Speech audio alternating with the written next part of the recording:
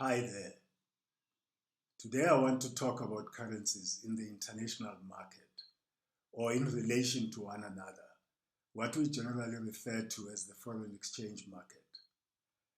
While this discussion is a discussion about money and therefore arguably forms part of our series or discussion about money, because of its special characteristics, I am going to treat it as a separate series, a series within a series if you wish.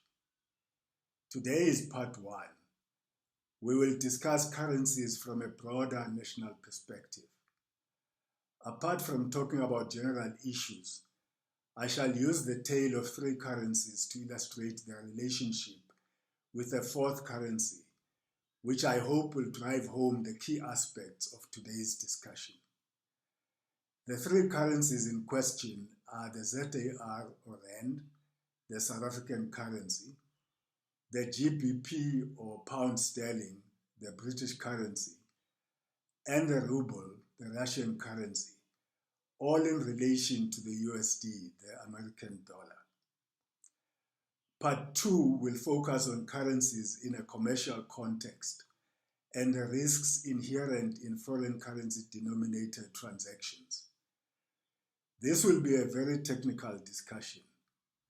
In part three, we will look at a very interesting topic, currency unions.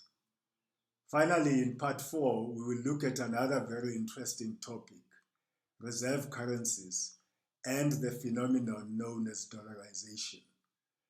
Part four will also bring us back to our money series, because not only will we discuss reserve currencies and dollarization in general, but we will also discuss them in relation to CBDCs.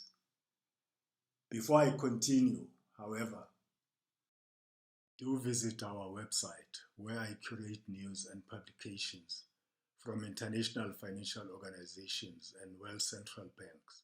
Topics cover a wide range of financial and economic issues that affect individual countries or the world economy.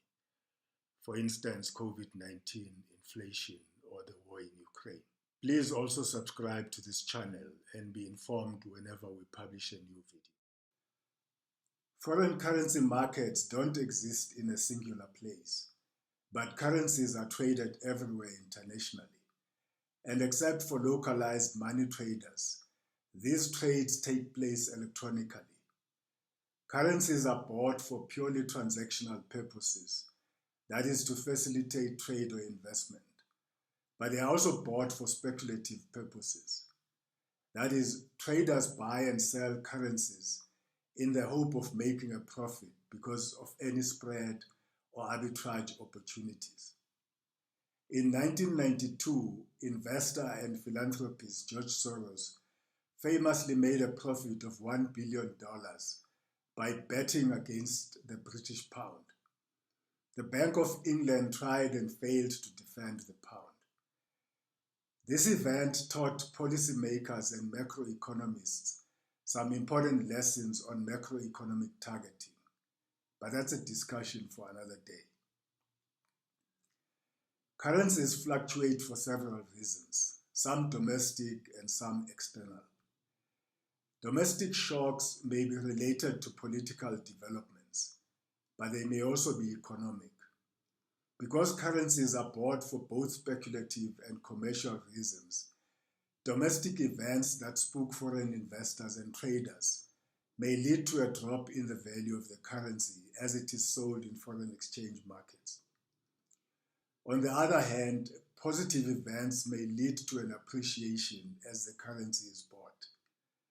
So in a sense, the movements of the currency may signal foreigners' confidence or lack thereof in the local political and economic story.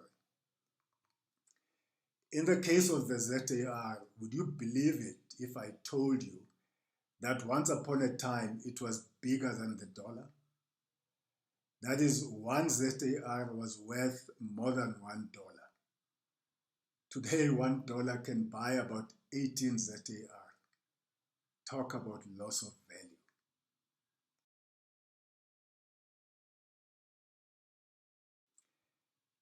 In the case of the ZAR, which is probably the most traded emerging market currency and is often regarded as a proxy for emerging market trends, an example of domestic actions impacting the value of the currency took place in December 2015 when the South African president fired his finance minister and the bottom immediately fell out for the currency. Of course, being the most traded emerging market currency, sometimes the ZAR fluctuates for reasons that have nothing directly to do with South Africa. Sometimes events far off in Asia may trigger market movements in the ZAR, which has made it probably the most volatile currency in the world.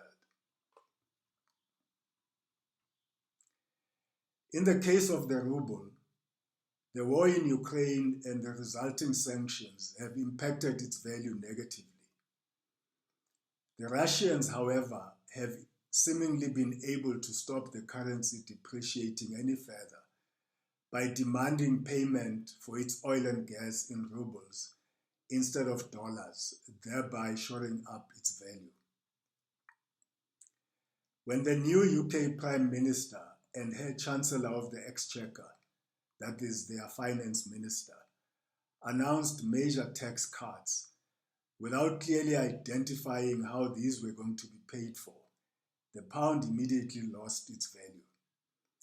This was clearly an indication of loss of confidence in the British government. The Bank of England had no choice but to take measures to protect the currency. The IMF voiced its disapproval, and commentators pointed out that this kind of intervention is normally reserved for emerging markets, which was a major humiliation for Prime Minister Liz Truss.